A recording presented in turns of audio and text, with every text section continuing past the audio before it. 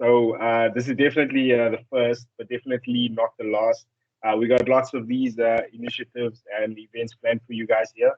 I know there's a lot of first years here trying to still navigate the waters for online learning. What's it about? How I'm going to cope?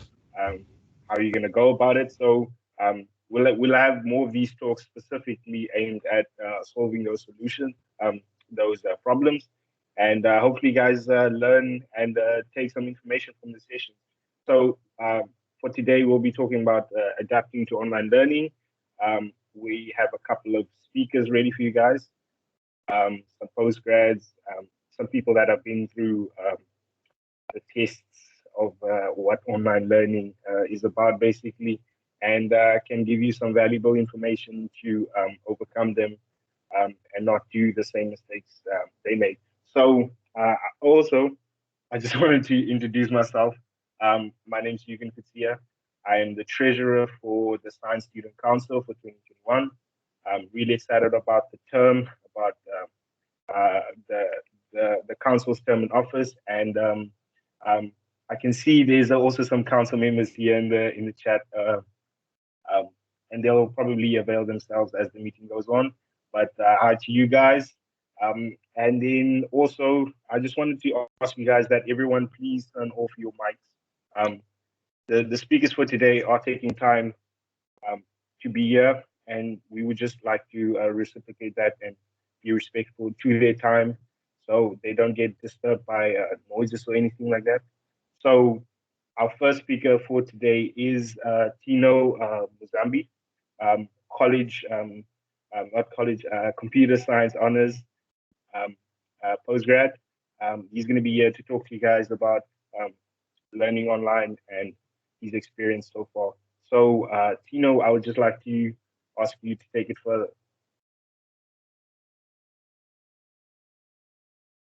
Thank you so much, Eugen. Can everyone hear me?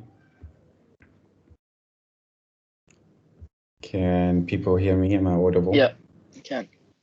Okay, cool. So I'm Tino. I'm going to be doing the talk on adapting to online learning. So to get started, I'd like to just talk a bit about myself. Like I said, I'm Tino. I am doing my computer science honors this year. Graduated from my undergrad. Well, I say graduated, but I haven't really graduated yet because the graduation hasn't happened yet. But I did complete my undergrad degree last year. And I'm also the chairperson of the Science Postgraduate Students Council this year. And I'm also a full stack web developer. So let's get right into it. So to start, I'd like to pose a question. So I prepared a poll on Menti. So if you guys could go to menti.com and use the code on the screen 43383190, and you should see a question there. And I have the Menti open here, and we'll be able to see your questions as you answer them. So you can go to menti.com and use this code on the screen. And the question we're answering is, what's the worst thing about online learning? So what's the worst thing about online learning? I'm really interested to see some of the answers we will get. I see a hand in the chat, Nsovo. I don't know if it's me, but I don't see the screen where the code is. Okay, let me check that. Can you see it now? I see the question. Oh, yes, I see it there on top. Thank you. Okay, cool. Lecturers give us more work than they realize. True, very true. They think that, just because we're home now, it's much easier, but it's actually not the case in reality.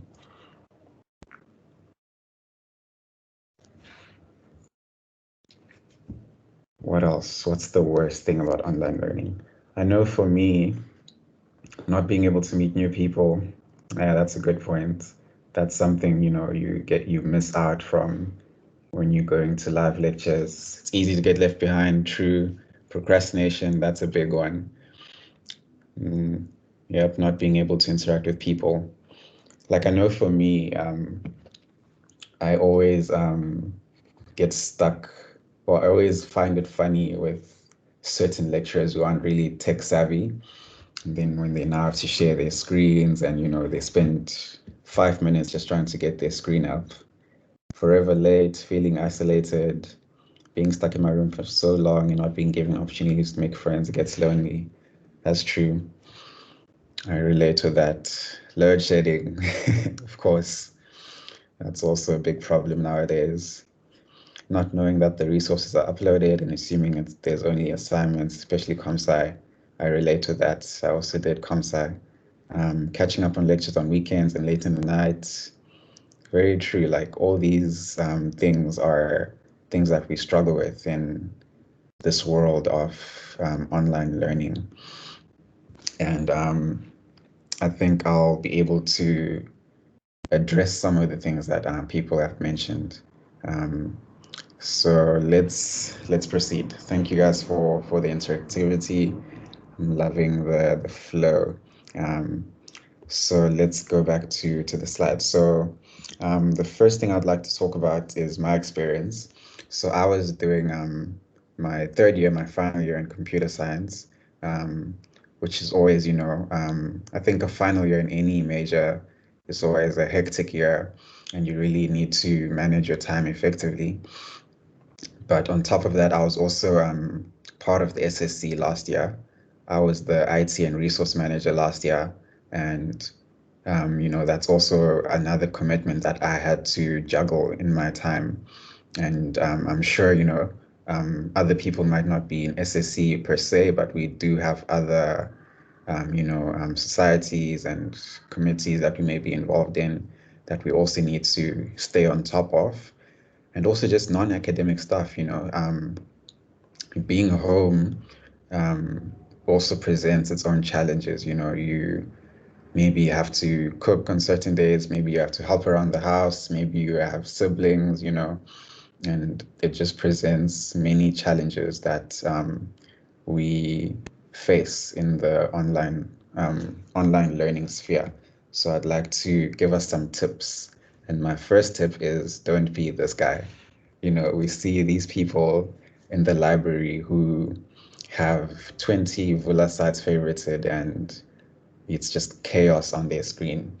And whilst there's nothing really wrong in favoriting all these sites in itself, but the concept behind it is that you're just trying to juggle so many things at the same time, but you end up feeling overwhelmed because there's just so many. It seems like there's so many things on your plate, when actually it's not as bad as it seems.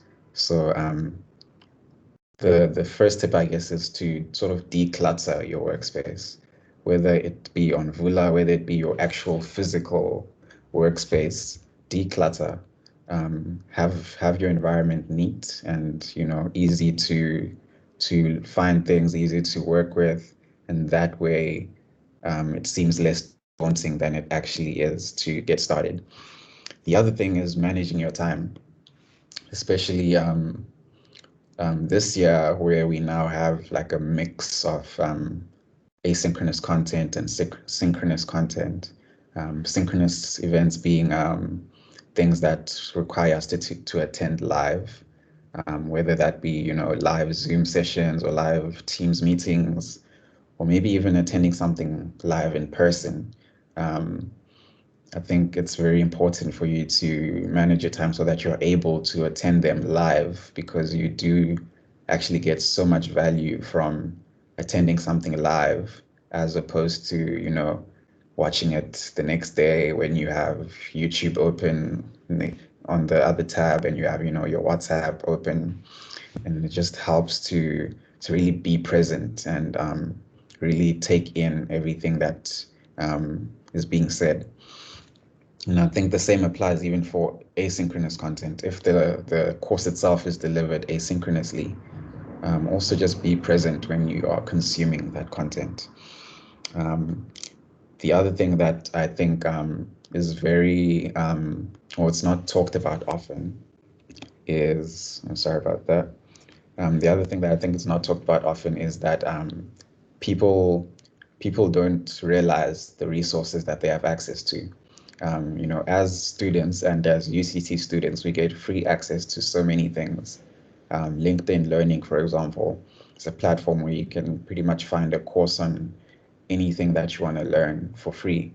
There's Canva Pro, which is a tool that you can use to design posters and flyers. It's what I use to design this PowerPoints as well. There's Typeform, which you can use for forms. There's Dashlane, and there's so much more. If you visit this link later, you can actually see some of the things that we have access to as students. And I'll post this link. I'll make this link available. And the last thing that I want to talk about is consistency. You want to start strong, you want to finish strong, and you also want to do the middle part strong. Because, as students, we often fall into that trap, and that trap where we end up letting things pile up and end up doing everything, the day before the exam or 2 days before the exam, just like some people were sharing in the survey, But if we're actually consistent, it'll make it'll make your journey much easier in your learning, and it won't be you won't fall into the trap of doing everything on one day, then you burn out, and then it's just not a good way to do your online learning. So I know I said lastly, but I want to end on a positive. So I'm gonna use Menti again. So if you guys could go to menti.com again and enter the code 93468088. The first question was, what's the worst thing about online learning? So now we're flipping it and asking what's the best thing about online learning. So the code is 93468088. There at the top. Let's see what are some of the positives that some people have identified with online learning. No parking stress, true. Can start lectures whenever you want. Yeah. Parking can be hectic on campus. I can eat the whole time. So true. Don't have to wake up early, get to pause or repeat, plan your own schedule. So true. And I think even through this, we can also get some tips from the audience, and also be able to use some of these things in our own learning as well. Being able to spend more time with family, no 45-minute lectures. I still do have 45-minute lectures, but I'm glad that some people don't have 45-minute lectures. Never under pressure. The best thing is the worst thing. That disappeared. Okay. The best thing is the worst thing. I do things in my own time, but if I can't manage my time, yeah, then it's a bit hectic. More resources are shared. Study at your own pace. So true. All these things are very true, and I think we can all learn from each other's experiences, and I hope we've been able to take something from this, and that's about it from me. So thank you guys for listening, and thank you to the SSC for giving us this platform.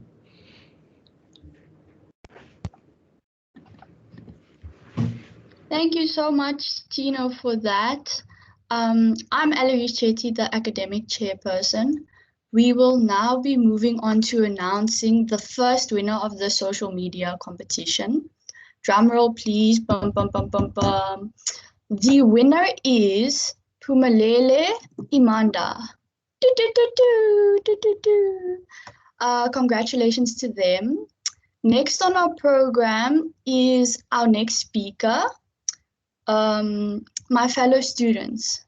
He is a final year, applied maths and physics. He is an inventor and a photographer. Please welcome to our virtual stage, Matome Modiba.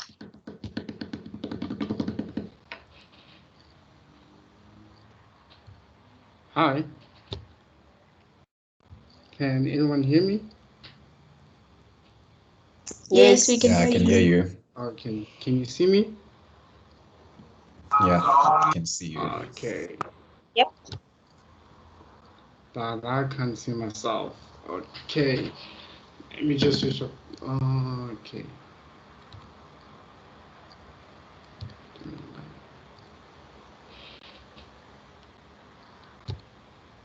Okay, apologies for that. Okay, let me just turn my camera off. I'll speak via the microphone. Anyways, hi guys. Hello. Hi. Hi. Oh, wait, feels like everybody's just quiet. Anyways, thank you for the introduction, Chetty. My name is Matome, and I'm an inventor and a photographer, finally a student in applied maths and physics.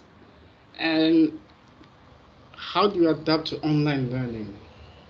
As Tino pointed out in the slides, one of the most key important things about online learning is managing your time.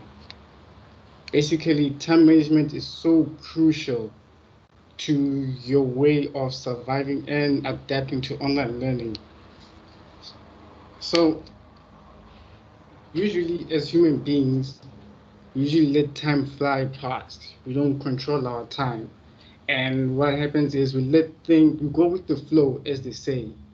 But when you have responsibilities such as your academic work and other responsibilities, that whole thing can get blown up quickly. So one of the most important things about online learning is that you have to understand what you are required to do. Basically, in all your academics, you have to understand what you're required to do. So an example would be like in physics, yeah, I have tutorials, weekly problem sets, I have labs, and etc. and so forth. Once you understand or once you understood your work that you're required to do, then you can focus on like creating a study timetable or a study plan. A study plan can never be accurate, but it gives you a guide or it gives you some sort of a clue onto how is your time being used by academics. And when you do your study plan, be specific about what you're going to do with that time. So if you say like you're doing maths, but what maths are you going to do? Do you want to do tutorials or do you want to practice a section about a particular theorem or what? Another example would be in physics. If you want to study physics, be specific what kind of physics you want to do. Do you want to focus on the labs or do you want to focus on weekly problem set, doing a question a day? Once you draw up a study timetable, the best way to understand or the best way to see how far you're going is to set goals for yourselves.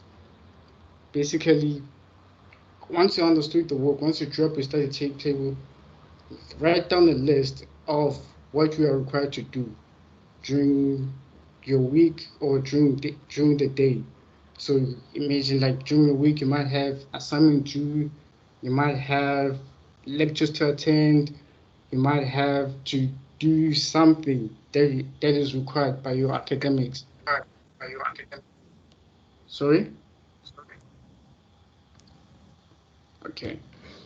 So as I was saying, is that write down goals, write down your academic goals for the week, and then break those goals. Apologize. Okay. Apologies for the noise outside.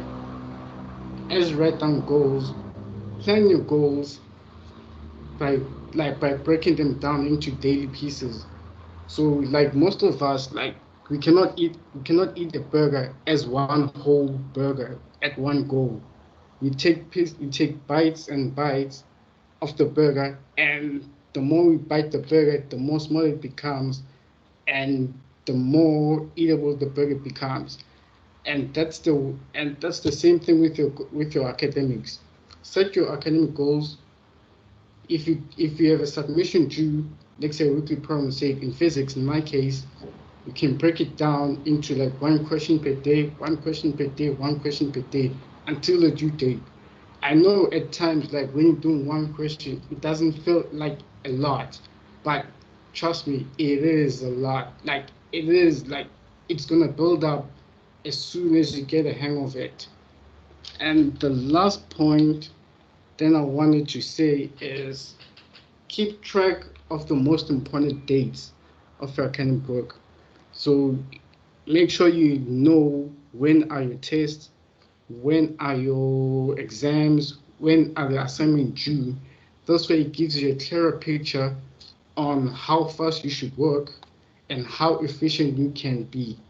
Okay, and I know I say it's the last thing, but the last thing I wanted to say is make friends or like make friends and always communicate your problems to someone.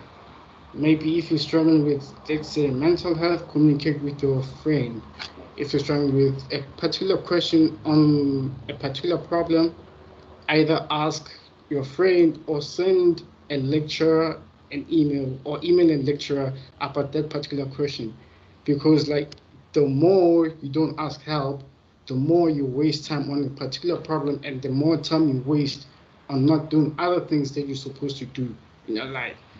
And that's I want to say. And I'd like to say thank you to the SSC for providing the platform to speak about these issues. Thank you. Well, Matome, I just want to say thank you so much for that advice. It was really great stuff, especially on the timetables. I loved it. Yeah. I just want to apologize for the terrible lighting on my camera. It's probably because I'm wearing a Tottenham cap and we're not in good form at the moment. Okay.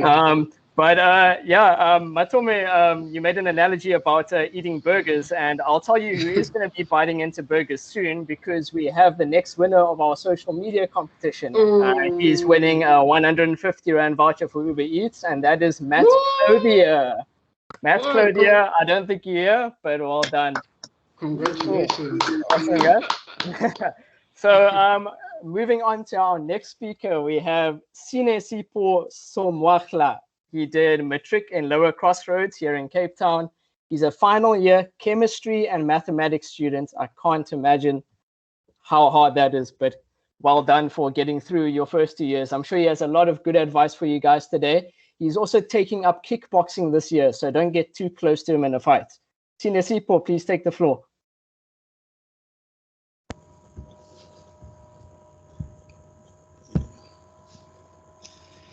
Okay, guys. I don't even know whether you guys can see and hear me. Can you guys see and hear me? Yeah, all good. Yes, we can. Yep. Okay. Yeah, guys. You should play far away from me. I joined kickboxing this year, so yeah. I'm taking defense thingies. Okay, so yeah, guys. I see that I have some of the student I had here for the orientation. So yeah, hi guys, hi to you all, and to the guys that already know me. So yeah, guys, I will be short. I will be very short. Okay, adapting to online learning. I will just advise you guys to be the only thing that can make you to succeed on this online thing is just to be disciplined. You have to be disciplined, guys. You just have to be disciplined. Because you will think that you have the whole time to yourself, but you actually don't. If you check up on your courses and everything and your course workload. And secondly is consistency. Try to make some sort of timetable for yourself. even if you're not going to stick to it, we know we are students, we like to be distracted easily. But yeah, guys, just try to have something in place so that you can follow. Yeah. And then thirdly and lastly, make use of the resources that are provided to you. And also make use of the mentors that you'll be getting. And also make use of the lecturers. Those guys are there, guys, to ask you for you guys to ask questions if you're unclear. And then make use of the tutors. There are also tutors. And also, if you happen to be registered for a course that does not have a WhatsApp group, please do ask whether you guys can create a WhatsApp group, because I know most of you guys are interested and I feel more comfortable with using WhatsApp and all this stuff. So please try to create that sort of connection with your other students that you will be studying with. And then that's it for me. I don't know whether you have questions for me. Okay. I wrote a quote. I got a quote here, just to end off with a quote by Sir Albert Einstein. It says, "In the middle of difficulty lies an opportunity." So peace for me, guys. Thank you very much. Thank you very much, Sinesipho. Good afternoon, guys. My name is Daniel Mohaso. I'll be serving as the marketing and memorabilia rep for the SSC for this year, for the cycle. As of this moment, we'll be taking questions for the first three speakers. So if you have any questions, turn on your mic or just use the chat. I'll read them out.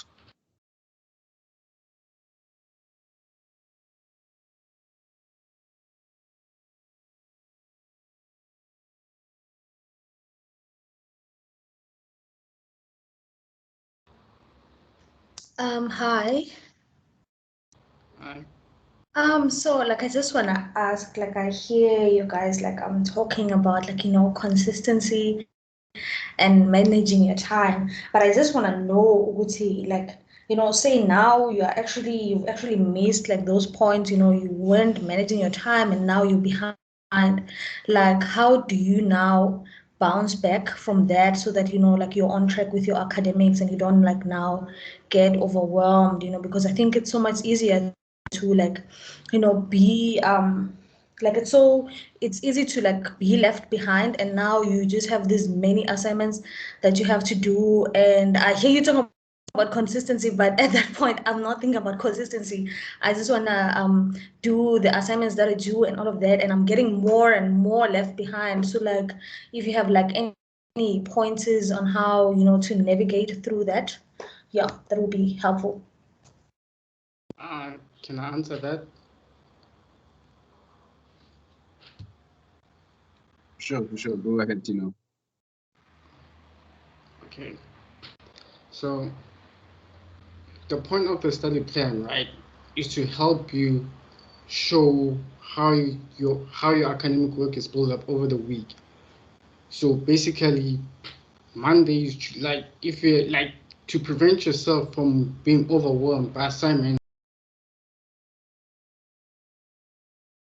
to like everything that you have to do within the week of every module or every course.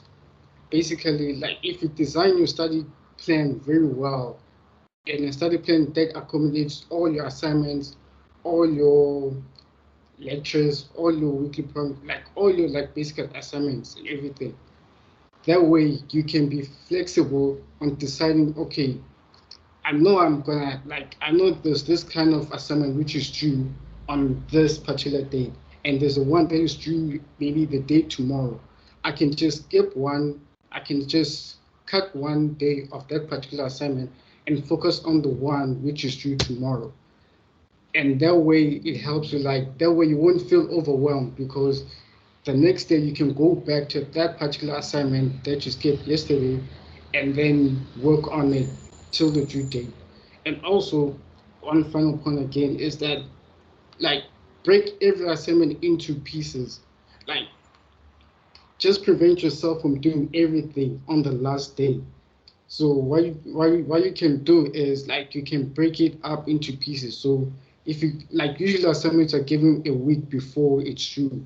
So do a single question per day even when you don't get it right, but just by doing that single question per day, by the time you reach like the day before you submit, you can just reflect them and then make small minor mistakes. That way, like you can submit your assignments on time.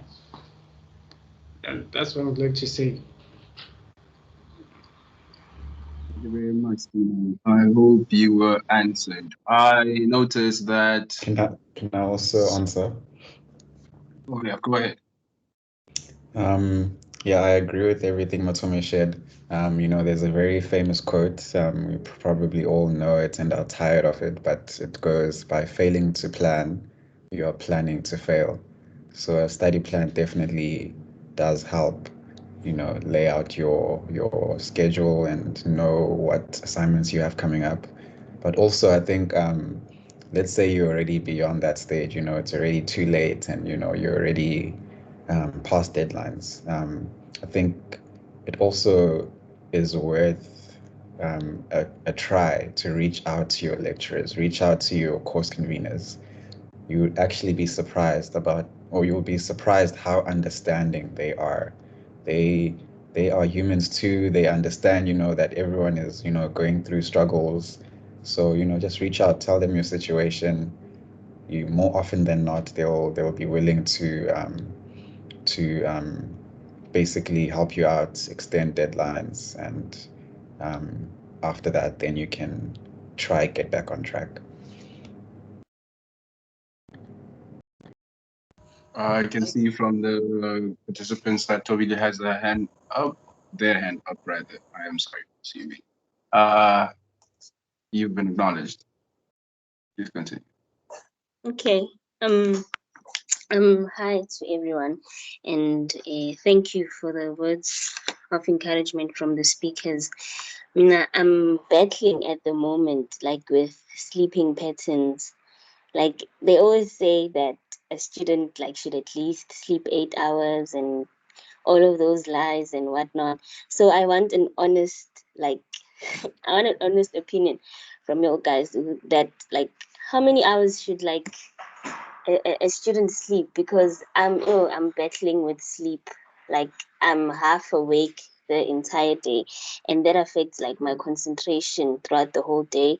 And even with sleeping patterns, I don't have consistent sleeping time. And it's just causing the frustration to be even more.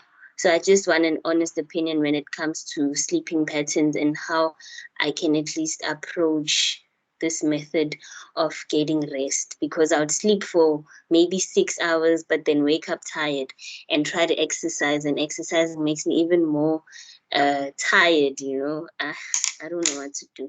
I just need that opinion. Okay, hi. Okay, you said you wanted an honest opinion. Okay. My study timetable is like this. I study in the morning when I wake up. I don't have time as to what time am I going to study or not. I don't set time as to when do I start studying. But when I wake up in the morning, I study, and then I know at 3 in the afternoon, I know I have to sleep. How do I sleep? I know that I will have to sleep, and then I time my sleep in a way from 3 till 6 late. I know I'll be sleeping. If I happen to not be sleeping by that time, then it's fine. But at 3, I watch a movie or a comedy. I like The Big Bang Theory, so I happen to watch it.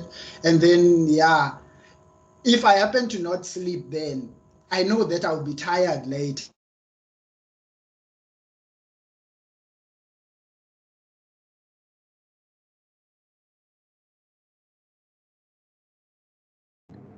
Is it just Not me or sure. is he frozen? I think it's frozen. I only sleep for. Sorry. Can I reply? Quick. Well, I only sleep for 6.5 hours. So I only sleep from midnight every day, from midnight till 6.5 in the morning. Sometimes 7. So the optimum time for me as a student, like it would be like around between 6 to 8 to 7 hours of sleep as a student. That would be like fine. For me, I don't really try to, I don't like impose a bedtime on myself. I'll just go to sleep when I feel tired or when I'm done with whatever I needed to do. Then from there, I just try to get 7 hours. I aim for 7, but sometimes it's less, sometimes it's more. Um, Everyone's different. You see Sinesipho said he sleeps at 3 p.m. um, just do whatever works for you, really. If it takes some experimenting, do that. You can try working the day, try working the night, see what works for you. But yeah, there isn't like a one size fits all solution. So it's really up to you and also your schedule, what your schedule looks like.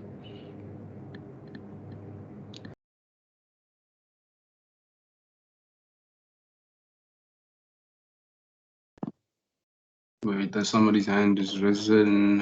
I'm just trying to find out who. Wait, guys, can we pause questions for now because we're gonna run out of time? As I said, my name is Daniel Mohas. I'm the current marketing and memorabilia rep for the SSC. Right now, we'll be introducing our final speaker who will be giving a talk on mental health and how to make sure that you're okay. We have Dr. Memory Muturiki. I'm not sure if I pronounced the surname correctly. They are serving as they are the head of the student wellness at UCT. My apologies for sharing that.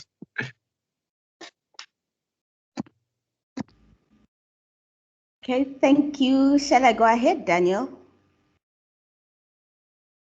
Please thank do. You for the introduction, and yes, thank you for inviting me here. I was listening earlier and I thought I actually relate to the lecturers who are unable to operate the gadget initially, because as you were speaking around sleep, I was looking for where the chat box is so I can contribute to that discussion, and perhaps during my presentation I will then elaborate a little bit to try and answer how many hours that you should sleep, not only as a student, I think as a functional human being and at your most effective and all of that. So if I do forget, because it's not part of my presentation, do please remind me and I will be able to share some insights around sleep, one of the very, very important parts of mental health. So yes, I will then speak to how to maintain well-being in the face of adapting to online learning. And first of all, let me share my slides. My apologies, almost forgot. So first of all, I want to introduce you to the concept of cognitive behavioral therapy. I think you've heard of this before. And of course, this is based on a model which explains a concept where your thoughts, your feelings, your physical sensations, and all of your actions are all interacted together. So don't worry so much of my busy slide. I will share the slides so you can actually have all of them. So this means that your negative thoughts and your negative feelings can actually, as a result, trap you in a vicious cycle. And currently, given the era of the COVID-19 pandemic that brings all that it brings with it, and the reality that we see is that the online learning is in fact one of the many solutions that we have in how we can live through the pandemic and still be successful academically. So we should start to, first of all, view the online learning as a positive, given that its aim is coming in as a solution. Then, of course, with the cognitive behavioral therapy, it aims to help you deal with overwhelming problems in a more positive way by simply breaking the problems into tiny pieces. So I just want us to look at the cycle of changing perceptions. So using the power of positive thinking. My apologies, I realize I'm not on slide. Sure. Like I said, I relate to the era of technology, not very savvy, but here we are. So positive thinking, the power, according to that, means that if you think in a positive way, you will then feel in a positive way and you will act similarly. And so that's the positive chain and vicious cycle that we aim to produce. So the question becomes, how then does one begin this positive cycle, given all of that is happening around us? We are in the situation of online learning that we now have to adapt because there is a pandemic that has thrown us into that situation. The pandemic has other issues, socio-economic, stressful issues, and we've had to deal with quite a lot besides just the online learning. So to get this positive thoughts start to create a new cycle, what we use is the cognitive restructuring. So you start to restructure your own thoughts. And first of all, you start by identifying what is it that you are worrying about the most. What is it that you are worrying about, but not the most? And you organize your thoughts and you unpack them. And when you do that, you are then able to start going through that list and construct realistic attitude. So when we say realistic, we mean this applies to you as an individual. You don't set that looking at the parameters of others. Yes, there's peer pressure, there's environment, and there's all of that mix. But you need to make sure that for each of your worries, you have something that is helpful, that is self-compassionate. Be kind to yourself and make sure it's achievable. And how you are going to make sure it's achievable, you're going to test the thoughts. You've got to action. It should not end as thoughts. And once you do that, the next step that you need to look at is exposing yourself to your actions that are related to the positive thoughts that you have created. So I would advise every student to look at themselves and create what you would call a toolbox, that you would then be a toolbox, that you can start to experience one by one. And when you do this, you will find that you are actually starting to build resilience. So we need to be resilient to face the uncertain times that we are in now and the uncertain circumstances that we find ourselves studying in. And that's a big challenge. And part of that resilience would need to be built by acquiring additional coping mechanisms. Some of these can be learned, some of them can be adapted. I think, as you mentioned earlier, the issue around sleep, that's very essential in your physical well-being. Remember my first slide where there is your thoughts, your physical well-being, and your emotion. So physical plays a very huge part in making sure that you are holistically well and you feel well, and whatever you do takes the positive energy. So lack of sleep is what affects a lot of people. Apparently, statistics give us that more than 75% of all people that are taking chronic medication for various illnesses are actually lacking of sleep, and therefore we need to have adequate sleep. Now, the good news for everybody who's studying is that good sleep, good quality and good amount will increase your focus, your ability to focus, your mental alertness, and your memory in general. So you remember a lot more when you've had a good night's sleep than if you didn't. So that is speaking to the day before your test and the day before your exam. So we know that sleep is a requirement, and we advise that you should take at least between 6 to 9 hours of sleep per night. I think most people will say, okay, let's average it about 7 and 8 hours.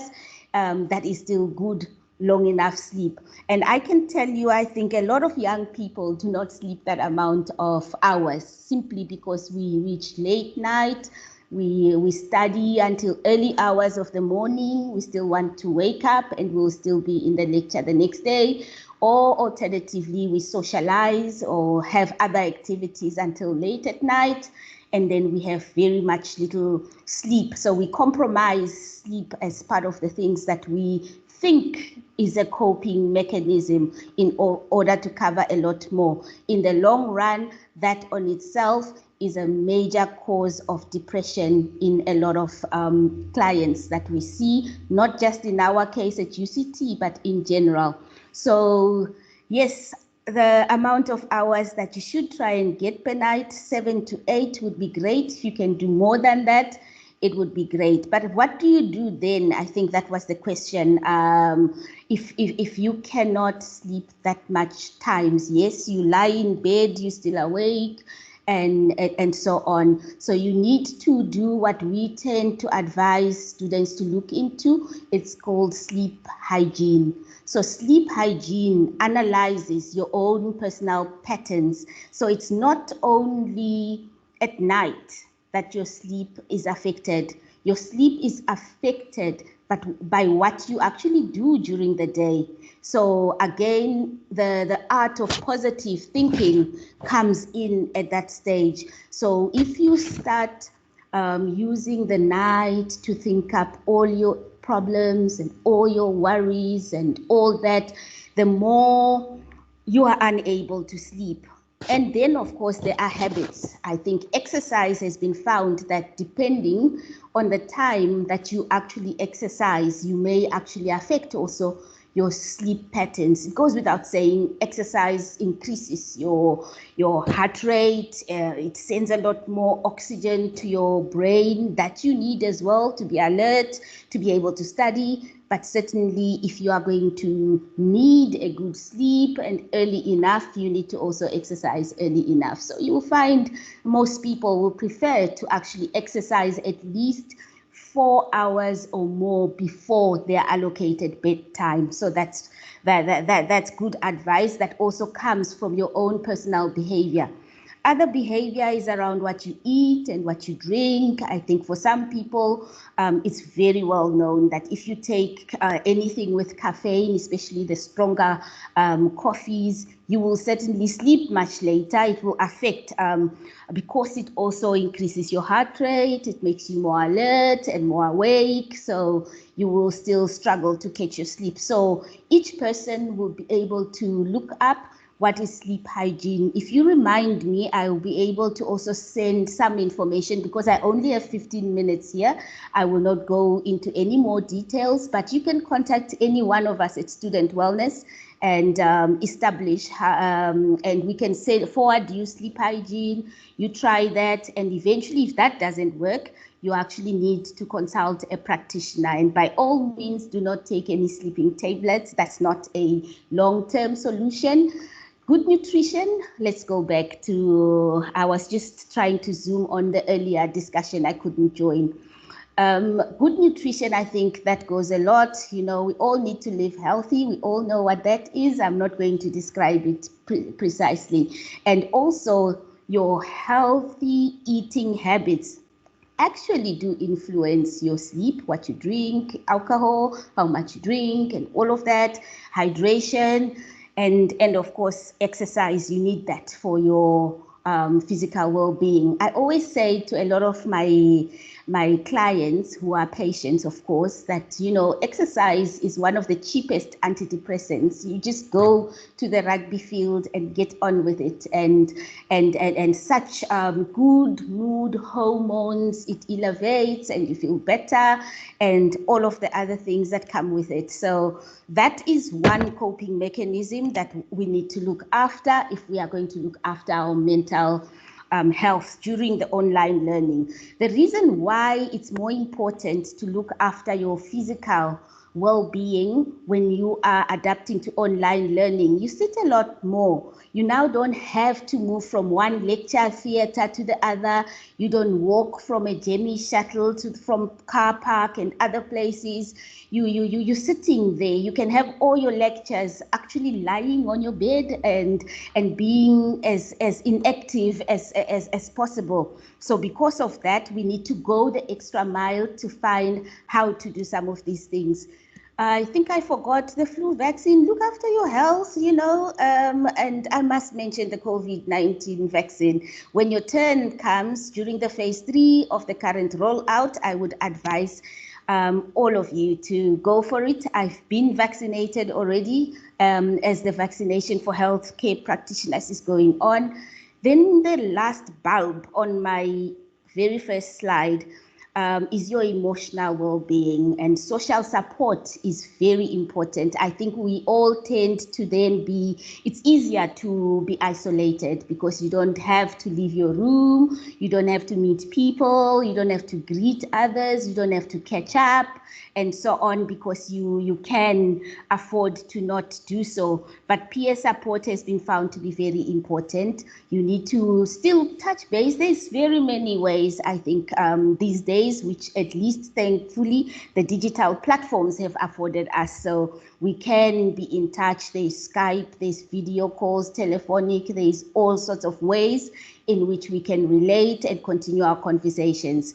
Family and friends, equally important. So I think one big issue that has come up with a lot of our clients at Student Wellness with online learning has been loneliness. So there is ways to keep yourself in touch with what your peers are doing. Even if you can't study together, you can't do some of the activities that we all miss of our pre-pandemic life.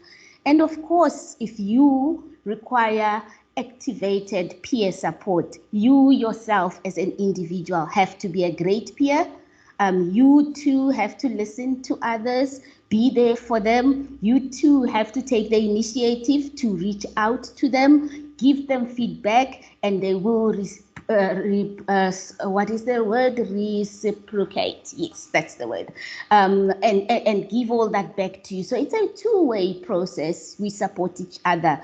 However, I think at the bottom line, in the bottom blurb there, you can see when all else fails and even your peers don't make you happy and you are not happy constantly, you need to seek professional help. So no peer will become your medical advisor. And as a peer yourself, do not provide medical advice.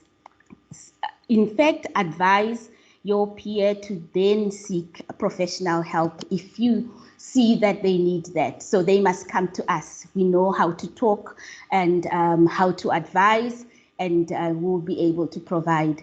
So again, it's cultivating positive emotions. Remember the toolbox I suggested, that you've put all your worries and you're coming up with positive thoughts. There's a lot more beyond what I've got here that you can add to your toolbox. And my advice to you is that every once a week, try your level best to do at least 1 or 2 things that are inside that toolbox that make you happy, that make you enjoy life, despite that you are experiencing your online learning. Then, of course, there are many other ways to find meaningful to life, and whatever appeals and applies to you is important. Put it in that toolbox and you can do it. And of course, at the end of it all, we would like you to seek help where you feel that this is going on and none of all of this is helpful. We are there to provide counseling. If you need medication, we will be able to provide that at Student Wellness. So I see I'm running out of time, but this is my last slide, just to share some of the resources that you can turn back to if you need to get professional help. And these are some of the contact details there for your use. So thank you very much. I think that is my last slide.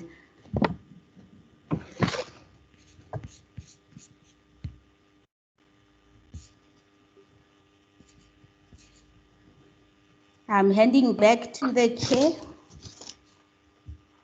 We're opening the floor for questions. If you have questions for Dr. Muturiki, please take.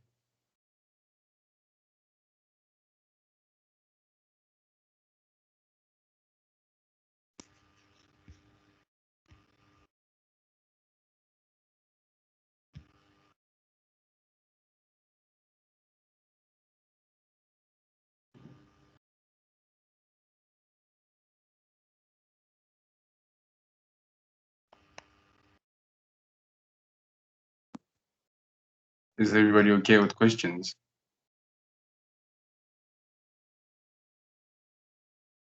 Well, with online virtual talks, maybe we all fell asleep during my long talk on mental health. It wasn't that long. It wasn't that long. Okay, since all we do. Sorry about that. Oh, I said I did try to make it short, but thank you very much, and I wish everyone to take care and keep safe. I see there are no questions, which is great. Thank you. It was really informative. Since there are no questions, we might as well go straight to announcing the last winner of the social media competition. Drum roll, Daniel. Anyway, we have _Karabo. The name is just Karabo D. We can't see your profile because it's private. So we will contact everybody just as soon as we're done with the talk. We'll just DM them. Handing over to Bongi.